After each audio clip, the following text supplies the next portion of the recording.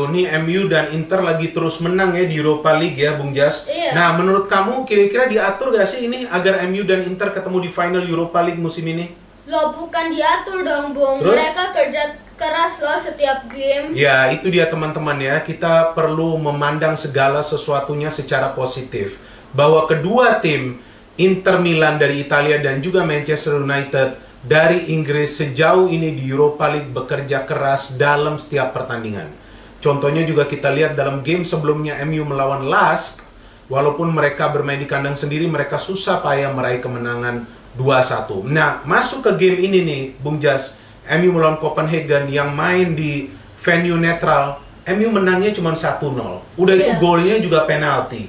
Apa ini? Jangan-jangan ini juga dibantu nih MU nih untuk bisa menang agar dapat penalti terus skor gol. Aduh, enggak dong, Bung Minder. Kenapa kalau penalti kan pemainnya Copenhagen foul Martial? Iya, ini dia teman-teman. Jadi ketika kita menganalisa, kita perlu melihat kejadian yang terjadi di atas lapangan.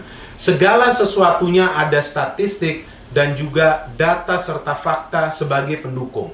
Statistiknya justru tertulis bahwa Copenhagen total melakukan 17 kali pelanggaran. Banyak banget ya, Bung Minder. Nah, itu dia ngeri kan? Artinya MU total kontrol dalam pertandingan ini. Dan salah satu foul yang dilakukan justru kepada Martial di dalam kotak penalti oleh pemain bernomor punggung 5 dari Copenhagen, yaitu Andreas Jelan. Ya, sebelumnya jika teman-teman perhatikan, ada juga sliding tackle di dalam kotak penalti kepada Martial juga jika saya tidak salah, tapi dilakukan oleh pemain lain, Victor Nelson, bernomor punggung 25, tapi itu dianggap adalah clean tackle. Setelah itu ada satu lagi tarikan kepada Martial yang dianggap clean tackle, saya tidak jelas melihat nomor punggung pemain dari Copenhagen. Jadi berkali-kali foul yang dilakukan oleh para pemain Copenhagen akhirnya menjadi malapetaka bagi mereka. Di mana MU akhirnya mendapatkan penalti dalam extra time. Jadi artinya hebat juga Copenhagen bisa menahan MU tidak mencetak gol dalam 90 menit. Terus MU turun full tim loh Bung Jas dalam game ini. Kenapa sih Ole harus turun full tim? Nih lawannya kan gak kuat banget. Kita prediksi bisa half full tim. Iya kan, Oli tidak mau ambil resiko. Oke. Dia takut kalah, Bung. Nah itu dia teman-teman. Bagi MU, walaupun dianggap bahwa Europa League ini bukanlah prioritas mereka, tapi setiap tim profesional yang sudah melangkah sejauh ini di kompetisi antar klub Eropa, apakah itu UEFA Champions League atau yang ini Europa League, pasti tetap akan serius dan mencoba melangkah sejauh mungkin jika bisa atau jika memungkinkan menjadi juara. Jadi, Ole Gunnar Solskjaer menurunkan full tim. Pemain yang memang biasa menjadi andalan bagi Ole Gunnar Solskjaer minus memang De Gea, karena ini adalah jatah Romero di Europa League. Jadi Romero yang start seperti perkiraan Bung Jas, Pogba betul start, Bruno start, Mason Greenwood betul start, Marcus Rashford luar biasa bisa diturunkan juga, Anthony Martial, Wan-Bissaka, wow ini full tim ya. Tapi ada Eric Bailly yang main bukan Lindelof. Dan akhirnya Matic masuk untuk menggantikan Fred. Total dominasi dari MU menciptakan 14 tendangan on target ke arah gawang dari Copenhagen.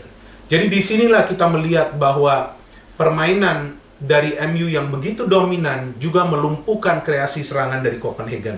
Bukan berartinya Copenhagen ini tidak memiliki peluang. Yes, of course they have chances. Tapi yang akurat ini atau yang bahaya ini kan nggak kelihatan nih teman-teman. Jadi Ole Gunnar Solskjaer dalam penerapan taktiknya ini menerapkan strategi menyerang tapi mengandalkan permainan memanfaatkan pemain yang berada di tengah sebagai kreator serangan. Pemain yang bermain sebagai salah satu penyerang sayap atau yang bermain di sektor depan, murni tanggung jawabnya adalah untuk mencetak gol. Maka itu yang banyak bergerak adalah antara Pogba atau juga Bruno Fernandes. Kan kedua pemain ini juga banyak mendapatkan foul. Tapi itu sayang ya, Bung Minder, waktu Martial offside 2 kali. Bukan Martial yang offside, Bung Jas. Memang kita lihat itu Greenwood yang offside. Oh, ya, Greenwood Greenwood. satu offside. Memang jelas terlihat ia berada dalam situasi offside. Terus satu lagi tendangan Greenwood sepertinya yang mengenai tiang, kemudian Rashford yang dianggap offside untuk pada saat ia coba konversi menjadi gol. Kan pertandingannya tadi pagi udah lupa lah kita ya. Jadi kurang lebih begitu bahwa MU total dominasi dan Ole membuktikan bahwa ia tetap bisa membawa MU perform di dua ajang yang berbeda. Sudah masuk target ke UCL, sekarang Europa League mereka melangkah satu step ke depan, yaitu ke semifinal. Dan kalau kita melihat permainan MU lebih stabil ketika mereka menurunkan pemain-pemain inti mereka. Memang kelemahan MU bahwa mereka tidak memiliki skuad yang dalam, tapi paling tidak mereka bisa mengandalkan pemain-pemain inti mereka untuk meraih kemenangan. Mati-matian mereka berjuang hingga extra time. Tapi jika teman-teman perhatikan kecepatan para pemain MU, stamina para pemain MU sama sekali tidak turun. Sama juga bagi para pemain Copenhagen. Tapi pada akhirnya para pemain Copenhagen kewalahan melihat gerak-gerik para pemain MU yang dinamis. Pertandingan kedua yang diselenggarakan juga dini hari tadi, selain pertandingan Manchester United versus FC Copenhagen, juga adalah Internazionale Milan melawan Bayer Leverkusen. Inter berhasil menang dengan skor tipis 2-1, teman-teman. Luar biasa juga nih Inter ya di bawah Antonio Conte nih ya. Siapa yang skor tuh kemarin coba? Mantan MU lah, Bung Binder. Nah, itu dia. Namanya siapa? Lukaku. Waduh, Lukaku ya. Ternyata tidak terpakai di Manchester United, tapi bisa perform dan berkontribusi luar biasa bagi Internazionale Milan. Kenapa Ole tidak pakai Lukaku sih?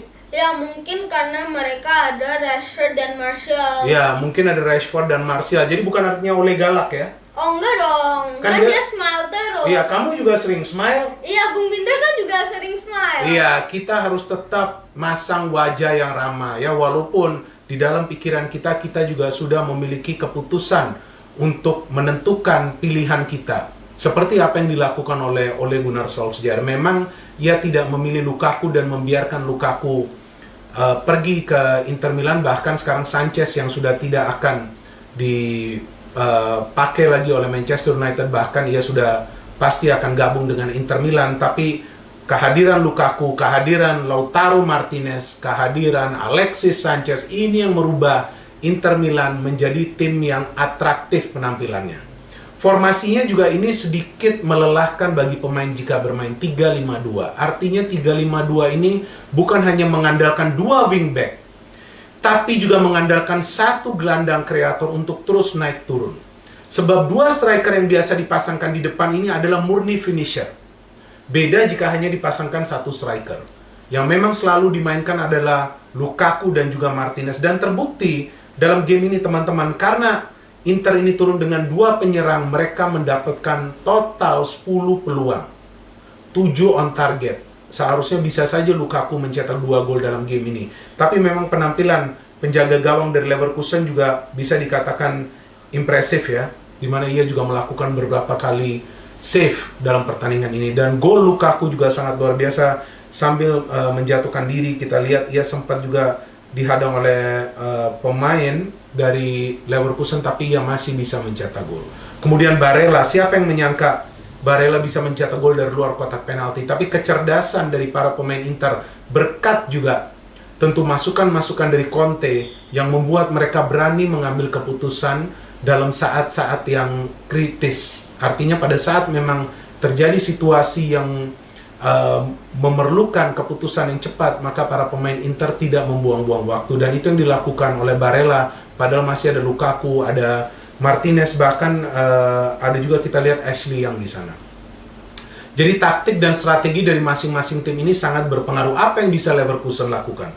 Leverkusen juga bukanlah tim yang biasa saja. Kita tahu tim ini sedang menanjak di Bundesliga. Ada Kai Havertz yang bisa mencetak 1 gol, yang kabarnya akan pindah ke Chelsea.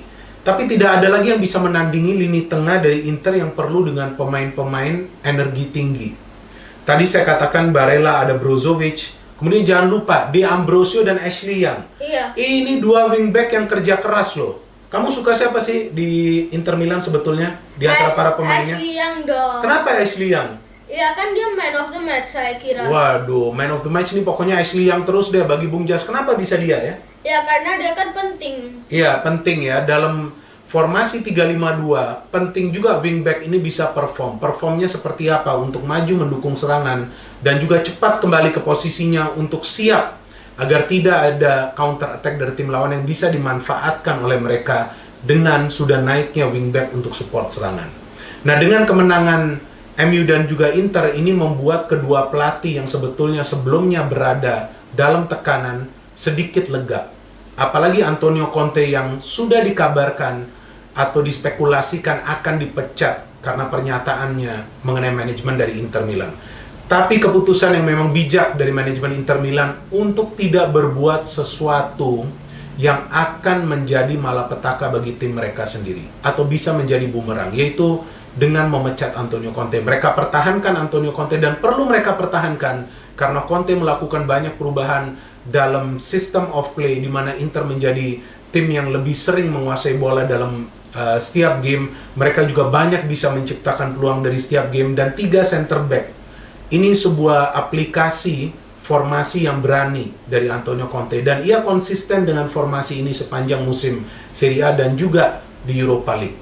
Dan ketika bermain di single venue netral terlihat Inter Milan juga menurunkan full team ya. Iya, mereka turunkan full team karena mereka kan main di netral. Itu dia, seperti yang saya katakan, mereka main di venue netral dan single match. Jadi tidak ada ruang untuk eksperimen dalam game ini, sama seperti yang dilakukan Ole.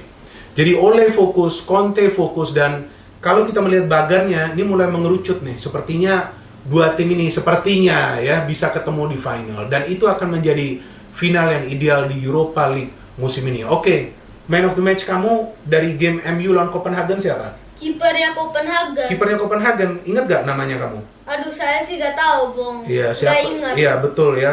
Kalau saya melihat bahwa kiper Copenhagen ini melakukan belasan penyelamatan, bahkan penalti pun bisa saja ia selamatkan karena ia sudah jatuh atau membaca ke arah yang benar ya. Dan ini menarik juga melihat bahwa ini penjaga gawang asal Swedia, Carl Johan Johnson ya. Banyak penyelamatan yang ia lakukan dan saya juga sepakat dengan Bung Jas, man of the match-nya adalah Johnson yang melakukan belasan penyelamatan. Dari Inter Milan? Kan saya sudah katakan, Siapa? Ashley Young. Waduh, ini luar biasa ya Ashley Young. Padahal pemain ini sudah tidak muda lagi loh ya. Iya. Nah, dan siapa yang menyangka Ashley Young bisa cepat adaptasi di Inter Milan? Padahal kita tahu beberapa pemain Inggris yang pindah ke Liga Italia juga sulit untuk cepat adaptasi, banyak juga yang gagal. Oke, sampai di sini saja kita memberikan analisa kita dan kita masih dalam proyeksi kita atau dengan prediksi kita bahwa final Europa League musim ini kemungkinan adalah Manchester United melawan Inter. Kita belum tahu nanti siapa yang bisa menang pada game itu, tapi itu akan menjadi pertandingan yang seru dan juga menjadi peluang bagi kedua pelatih Conte dan juga Ole untuk meraih gelar bagi masing-masing timnya. No hate, Only football. salam sepak bola.